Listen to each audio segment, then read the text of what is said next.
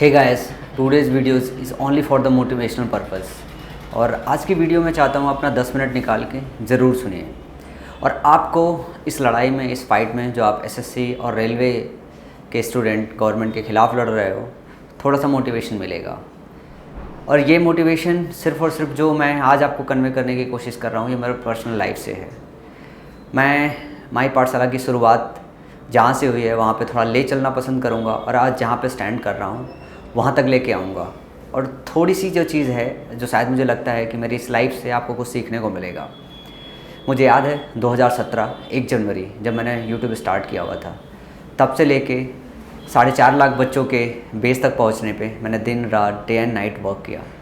4.5 लाख बच्चों के पहुँचने के बाद मुझे एक नया हमसफ़र मिला मेरे और आशीष सर के बाद, क्योंकि आशीष सर लेफ़्ट कर चुके थे, अपनी जॉब ज्वाइन कर चुके थे। मिस्टर गगन प्रताप, सब लोग उनको जानते हैं, इज़ अ मैथ एजुकेटर। और जब पहली बार मेरी उनसे मुलाकात हुई थी तो एक क्वेश्चन था मेरा उनसे कि मैं आपके साथ काम करने के लिए रेडी हूँ, इस प्लेटफॉर्म पे आपके साथ काम करने के लिए रेडी हूँ। ये प्लेटफॉर्म मैंने बनाया है बच्चों के लिए और बहुत एनर्जी, बहुत पैशन से बनाया है। तो आपको मुझे ज्वाइन करने का रीज़न क्या है, लोगों की मदद या पैसा? तो बंदे ने उस वक्त जो मुझे जवाब दिया वो ये दिया, लोगों की मदद, और मेरा पैशन है पढ़ाना और मैं उसी चीज़ को कंटिन्यू करना चाहता हूँ। सो ये इनिशियल स्टेज था। मुझे स्पार्क दिखा, बातों में विश्वास झलका, मैं उनके साथ काम करना स्टार्ट किया।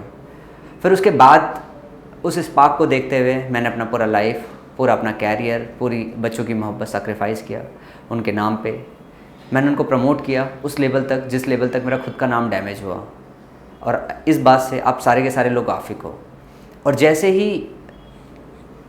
जैसे ही प्रमोशन का स्तर एक नेक्स्ट लेवल तक गया, साहब की एक बार सडनली डिमांड आई हमारे पास कि मेरे को अपनी फैमिली के लिए, अपनी गर्लफ्रेंड के लिए घर बनाना है।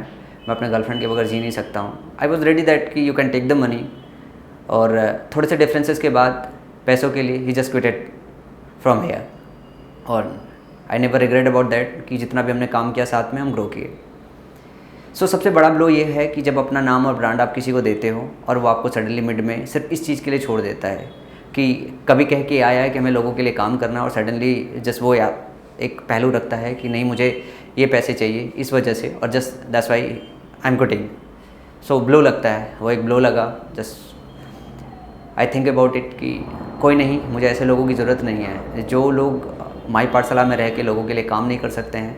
ज़रूरत नहीं है। और इस पूरे सेशन के दौरान, इस पूरे दौरान जो है, मैंने अपना नाम और वैल्यूज उस प्रोडक्ट को, उस आदमी को प्रमोट करने के लिए इतना डैमेज किया, क्योंकि मुझे लगा he had this spark, he has this spark, और वो कुछ अच्छा करेगा, कुछ क्रिएटिव करेगा। और जितना भी रेवेन्यू हमने अर्न किया, वो रेवेन्यू मैंने पूरा का पूरा माई पाठशाला में बिल्ड करना स्टार्ट किया। जो फैक्ट बात है, जो रीज़न है अलग होने का, वो यही लगा कि लास्ट स्टेटमेंट ये था कि उज्जवल, मैं तुम्हारी तरह महान नहीं बन सकता हूँ। मेरी अपनी खुद की फैमिली है, मैं उसके साथ रहना चाहता हूँ। मैं एक बागान में बिछा के रहना चाहता हूँ। मैं लाइफ में तुम्हारी तरह इतनी मेहनत नहीं करना चाहता हूँ कि सारा इन्वेस्टमेंट मैं इंस्टीट्यूट के अंदर डाल दूँ, और मैं महान नहीं बन सकता। Just I thought about it कि लेट हिम गो, और मैंने उनको जाने दिया। इसके बाद वो सबसे पहला ऐसा फैक्टर होता है जब लाइफ में आप डिमोटिवेटेड होते हो कि आप किसी के साथ काम करके एक नेक्स्ट लेवल पे पहुंचते हो, और जस्ट कि आपको वहाँ से एक बहुत बड़ा ब्लो लगता है। I just decided this, I will rebuild it again. उसके बाद दुबे सर को जगह दिया गया, अनुराग सर को जगह दिया, उनको वैल्यू दिया, और पैसों के लिए उन लोगों ने यहाँ से क्विट कर लिया। वन बाई वन, एक के बाद दूसरा, दूसरे के बाद तीसरा, मैं ये ढूंढता रहा कि कोई तो आएगा जो बच्चों के लिए काम करेगा। पर जब भी हमें कोई ऑर्गेनाइजेशन में ज्वाइन करता है, वो इस बात के लिए ज्वाइन करता है कि ये कह के कि नहीं, उसको जो काम और मदद करना बच्चों के लिए करना है। ये बात मैं इसलिए बोल रहा हूँ कि अभी जो आपकी फ़ाइट चल रही है, ये फ़ाइट है टीचर्स, आप एज ए यूनाइटेड फ्रेंड जो आप जानते हो, बट ये पहलू नहीं है। व्हाट्सएप ग्रुप बनाया जाता है, टीचर के अपने डिफरेंसेस होते हैं, और एक टीचर दूसरे टीचर को जो है अलग कर देता है, एक टीचर इधर भागता है, दूसरा टीचर उधर भागता है। तो ये हर वक्त आपके साथ होता रहता है और ये होता रहेगा। इससे आपको डिमोटिवेट नहीं होता है, आप होना है, आपको लड़ाई लड़नी है। जो सबसे बड़ा ब्लो लगने वाला है मुझे, वो ये कि राहुल सर राइट नाउ जो है माई पाठशाला क्विट कर रहे हैं। और मेरा मानना है कि राहुल सर ने अपनी पूरी जान और पूरी एनर्जी दी है, उनको भी लाइफ में आगे जाने का मौका मिलना चाहिए। उनकी भी फैमिलीज़ है, मैं उनको ज़बरदस्ती रोक नहीं सकता हूँ। और जितना भी काम किया राहुल सर ने हमारे साथ, वो काफ़ी सराहनीय रहा है, सम्मानपूर्वक रहा है। और राहुल सर ने बहुत मदद की है इस ऑर्गेनाइजेशन में रह के, इस ऑर्गेनाइजेशन को बिल्ड करने में उन्होंने कोई कसर नहीं छोड़ी है। और ये सबसे बड़ा ब्लो मेरे पास लगने वाला है कि एक ही फेस है, एक ही रिस्पॉन्सिबल पर्सन है जो बच्चों के लिए अच्छे से काम करते हैं, अच्छे से मेहनत करते हैं, लेकिन फैमिली, लाइफ और ग्रोथ सबको चाहिए होता है। तो दैट्स वाई वो कहीं और पे जा रहे हैं और मुझे इस बात का रिग्रेट भी नहीं है। और ये मैसेज मैं सिर्फ आपको इस वजह से कन्वे कर रहा हूँ कि राइट नाउ आप समझ रहे हैं ये दूसरा सबसे बड़ा ब्लो है। सो गगन से लेके अनुराग सर से लेके इवन दो एक सिंगल पर्सनालिटी जो ये कह के आई थी बच्चों के साथ काम करना और वो क्विट कर गई है, तो क्या मैं यहाँ पे डिमोटिवेट हो जाऊँ, क्या ऑर्गेनाइजेशन में शट डाउन कर दूँ क्योंकि मैं राइट नाउ अकेला बचा हूँ? सो ये बहुत बड़ा चैलेंज होता है। और इस टाइम पे ऐसा है कि मेरा खुद का नाम नहीं है। आप में से ज़्यादातर बच्चे ऐसे हैं जो मेरे को रावण समझते हैं, सबसे ज़्यादा हेट समझते हैं, जबकि ये रियल फैक्ट नहीं है। कभी आप राहुल सर से बात करेंगे, वो आपको बताएंगे कि एक्चुअल मेरा फेस क्या है, एक्चुअल मेरा चेहरा क्या है। कभी आप उनसे फ़ोन करके बात कीजिएगा, ही विल टेल यू कि एक्चुअल क्या चीज़ें हैं, इनसाइड स्टोरी क्या है और आउटसाइड स्टोरी क्या है। जो चीज़ आप कई बार देखते हो वो चीज़ें होती नहीं हैं।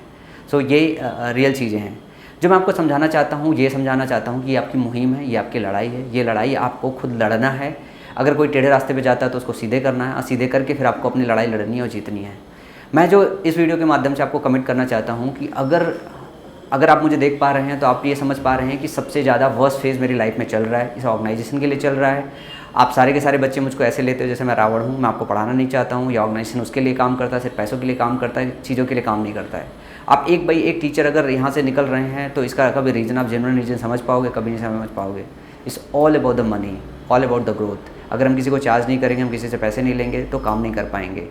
जो मेरा मार्केटिंग और प्रमोशन का नज़रिया था उससे आप में से बहुत सारे बच्चे आहत हैं, लेकिन उस वक्त जो स्टूडेंट के रिस्पॉन्सेस थे उन्होंने बोला कि कोर्स अच्छा है, कोर्स अच्छा है, कोर्स अच्छा है। तो मुझे लगा कि मार्केट की तस्वीर बदलने की ज़रूरत है। मैंने लोगों को मजबूर किया कि वो ऑनलाइन आएँ, ऑनलाइन पढ़ाएँ। जो कोर्सेज 20,000 के बिकते थे आज वो 1,000 रुपये में, 1,200 रुपये में, 1,500 रुपये में बिकते हैं। मैंने कोर्स 6,000 में अनाउंस किया और हर टाइम पे उन कोर्स की प्राइसेस कट डाउन करने की कोशिश किया ताकि ज़्यादा से ज़्यादा बच्चे प्राइसेस कट डाउन होने की वजह से पढ़ाई कर सकें। ये मेरा बैक साइड का पहलू था जो फ्रंट साइड पे कभी भी नहीं आता, क्योंकि अच्छा काम करना और नाम लेना दोनों अच्छी बात नहीं होती। आपको अच्छे काम करने से मतलब होना चाहिए और अच्छा बुरा तो ऊपर वाला देख रहा होता है। तो ये मेरे लाइफ का पहलू रहा है। अभी जो मैं मैसेज ये कहना चाहता हूँ वो ये है कि ये मेरा वर्स्ट लाइफ का फेज रहा है, लेकिन मैं हार नहीं मानूंगा। मैं इसे रीबिल्ड करूँगा। भले मेरे पास कोई टीम नहीं है, मैं टीम दोबारा से ऑर्गेनाइज करूँगा। मैं अपनी तलाश जारी रखूँगा जब तक मुझे वो लोग नहीं मिल जाते जो आपके भले के लिए काम कर रहे हो। तब तक मैं अकेला लड़ता रहूँगा। जो भी मेरे पास टीम है, आशीष सर, उन्नति सर, अनुराग सर और बाकी सारे की टीम मेंबर्स, उन सब के साथ मैं इस ऑर्गेनाइजेशन को और रीबिल्ड करने की कोशिश करूँगा। आपको मोटिवेटेड रहना है। लाइफ में ये फेज़ आता रहता है। ये मेरा जो है 3rd 4th फेज़ है जब अपने ही ऑर्गेनाइजेशन में बड़ा ब्लो लग रहा है राहुल सर के जाने की वजह से। लेकिन इससे मैं कभी भी डिमोटिवेट नहीं होता हूँ। मुझे लगता है कि ये लाइफ में कुछ लर्न करता है, ये कुछ सिखाता है और हमें ऐसे समय पे जब हम अपने वर्स्ट फेज़ में गुजर रहे हों तो हमें ज़्यादा स्ट्रॉन्ग होना होता है, ज़्यादा पैशनेट होना होता है, ज़्यादा अच्छे से काम करना होता है। मैं इस ऑर्गेनाइजेशन को और बड़ा बिल्ड करूँगा और बेहतर बिल्ड करूँगा जितना आपने कभी इमेजिन भी नहीं किया है। मुझे पता है कि अगला 6 महीना मेरे लिए डिफ़िकल्ट होने वाला है, अगला साल भर मेरे लिए बहुत डिफ़िकल्ट होने वाला है, लेकिन ये ऑर्गेनाइजेशन मैं दोबारा से खड़ा करूँगा और उस हाइट तक लेके जाऊँगा जिस हाइट तक मैं इसको ले जाना चाहता था। ये ऑर्गेनाइजेशन काम करेगा, बच्चों के हित के लिए काम करेगा और जल्द ही आप देखोगे कि इसके लिए सबसे बड़ा स्टेप लेने वाला हूँ। जो मैंने पिछले 2 साल 2.5 साल में मेहनत और वर्कआउट किया था, जिस चीज़ के लिए मैंने अपने आप को तैयार किया था, उसका एक डेमो और एक जो पार्ट है वो अगले 10-15 दिन में आपके सामने आएगा। इस वीडियो के माध्यम से बस इतना ही मेरा मैसेज है। स्टे मोटिवेटेड, अपनी लड़ाई पीछे मत छोड़िएगा, लगातार अपनी लड़ाई लड़ते रहिएगा। SSC, CGL और रेलवे के जो बच्चे ये गवर्नमेंट के खिलाफ लड़ाई लड़ रहे हैं, मैं आपके साथ हूं और जितना हो सकता है, जितनी भी बड़ी हमारी टीम है, उन सारी टीम के साथ मैं हमेशा आपके साथ बना रहूँगा। Love you guys, bye bye.